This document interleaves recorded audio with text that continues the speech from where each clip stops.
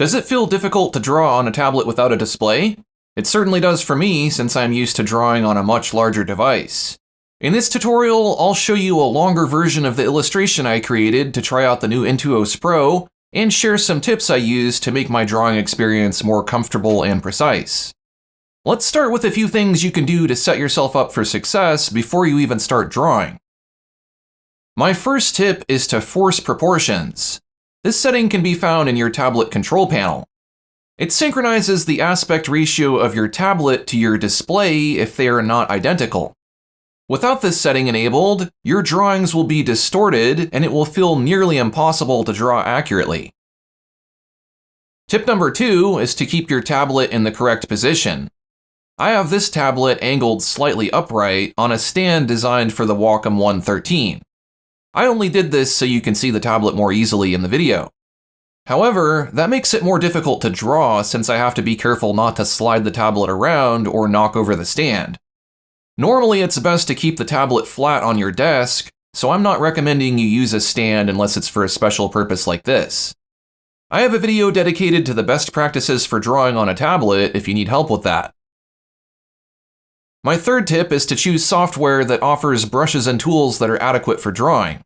Sure, you can use Microsoft Paint, but it's missing a lot of features that will make it easier to draw clean lines. I am drawing in Krita, which is a much better free art application. In fact, it's better than most paid art applications. Tip number 4 is to use a brush stabilizer. This is also referred to as smoothing in some art applications. Drawing tablets don't provide much friction and are much more sensitive than traditional pencil on paper. You need to stabilize your brush at least a little in order to get lines that aren't wobbly.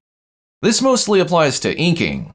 For sketching and many other techniques, you want little or no stabilization so you can draw loosely. While you may only need a little stabilization when using a display tablet, a higher setting is often required for non-display tablets. This is partly because you have to try a lot harder to have hand-eye coordination when you're drawing on a different surface than you are looking at. But mainly it is because drawing smooth lines without stabilization requires large gestures. The small active area on a tablet like this Intuos Pro Medium makes that very difficult. I am exceptionally good at drawing smooth lines, but not on a tablet like this.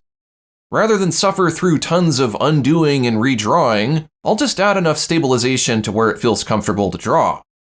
There's more to say about how to use stabilization. I have a video that covers that, so check it out if you're interested. Now we're ready to get into the drawing tips. For my 5th tip, I suggest rotating your canvas anytime it feels difficult to draw at a particular angle. This way you won't be straining your arm or drawing in an awkward position, and the lines will come out much better. This is especially important for curves. Here's tip number 6. Don't try to draw continuous lines.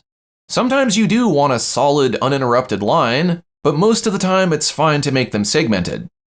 Although, if you'll be filling your lines with color, you'll need to either make sure to close any gaps in the lines, or adjust your fill tool to account for the gaps so your color doesn't flow outside the line work.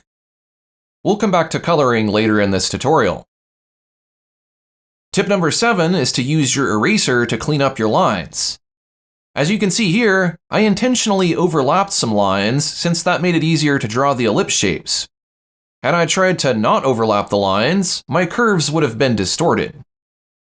Also, it will be hard to avoid imperfections when drawing on a tablet like this. If your lines are a little sloppy, use the eraser to shave off any extra bits you don't like. For inking, you'll want to use the same brush settings for the eraser as you did for your ink brush, so the lines remain consistent. Don't use a soft feathered eraser or it will ruin your work. The 8th tip I have for you is to zoom in closely to your work.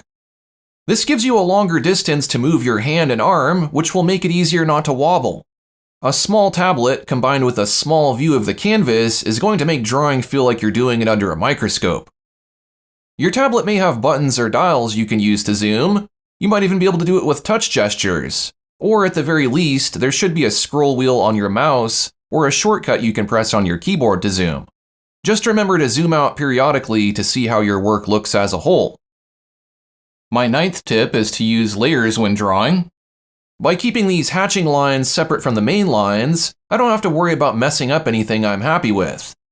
If my lines accidentally overlap, I can easily erase just the hatching. If I decide I don't like the hatching, I can remove it and my other lines won't be impacted. Tip number 10 is to try your best to use proper drawing gestures. This will be challenging due to the size of your tablet, but just do your best. I cover some of these gestures in a separate video. You might also have a look at my video about how to hold a pen to make sure you're doing that properly.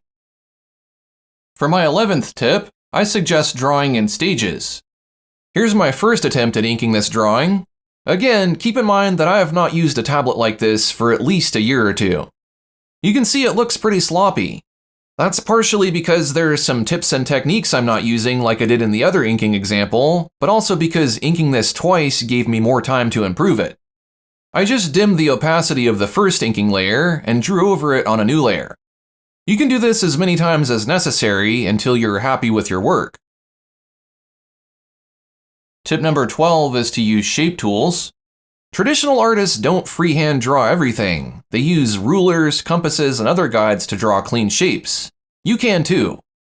If you still want that freehand aesthetic, you can draw another iteration freehand or distort the shapes to add imperfection. Let's wrap up this video with some tips about coloring with a non-display tablet.